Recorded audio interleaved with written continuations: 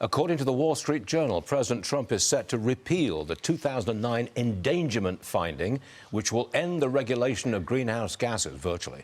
Interior Secretary Doug Burgum rejoins us this morning. Mr. Secretary, is this the last nail in the coffin for the Democrats' Green New Deal? Stuart, this is fantastic news.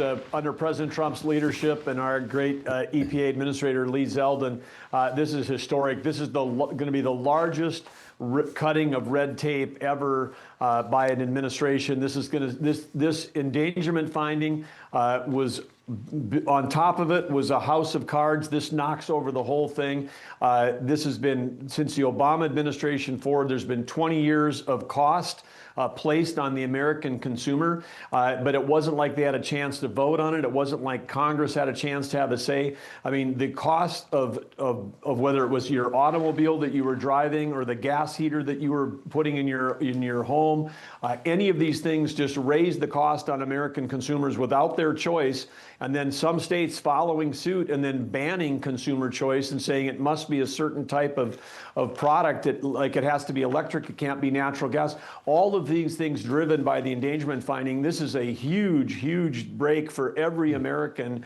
This is part of President Trump making things affordable again in this country, and a policy of energy abundance and energy dominance. I mean, this is just a massive change. Kudos to all the team that worked on this thing to put this together. Really exciting. Every American should get up tomorrow and hold a celebration. Yeah. Mr. Secretary, your department expects to boost oil production in the Gulf of America by 10%. That would produce more than 100,000 more barrels per day over the next decade. So with all this new supply coming onto the market, I mean, we're pumping like crazy. You're going to get some oil from Venezuela.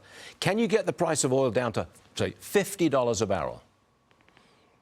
Well, what we want to do is make sure that we've got affordable energy for all of our consumers, and we want to be able to sell energy to our friends and allies so they can stop buying from our adversaries.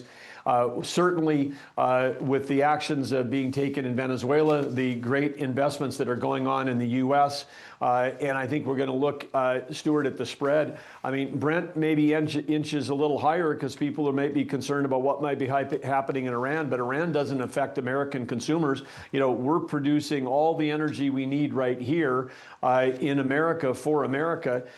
We do have, your individual results may vary because if you're a place like California or New York where you've blocked pipelines to get affordable, reliable, and clean American energy to your state, you're going to have higher energy prices. But the places that have embraced President Trump's energy dominance approach, that's where the capital is going to flow. That's where the manufacturing is going to get built. It's going to get built in places that have low energy prices, low electric prices. And that is happening all across many places of America. But states that also embrace this endangerment finding approach, climate extremism, put it into their own policies, they're going to miss out on the whole next wave of capital. But yeah, we will see continuing low, and inflation adjusted, these are the lowest energy prices almost ever. And we're certainly at the price at the pump for gasoline. You know, that in many states now is at $2 or below. Got it. Now, later today, President Trump's going to announce a new executive order directing the Department of War to purchase electricity from coal-fired plants. Do you expect a significant increase in coal production in this country in the immediate future? Well, we've seen an increase during 2025, and thank goodness we did, because during these major storms we had in the Northeast, I mean, coal was the hero of that extended cold weather and in the storm that charged through here. We had parts of America where 25% of all electricity was coming from coal, 70% coming from hydrocarbons. You know, and again, in New England area where we had. You know, we've spent a ton of money on subsidizing as a country under the Biden administration the building out of wind and solar through these massive tax subsidies. That was producing less than 2% of the electricity during the cold snaps.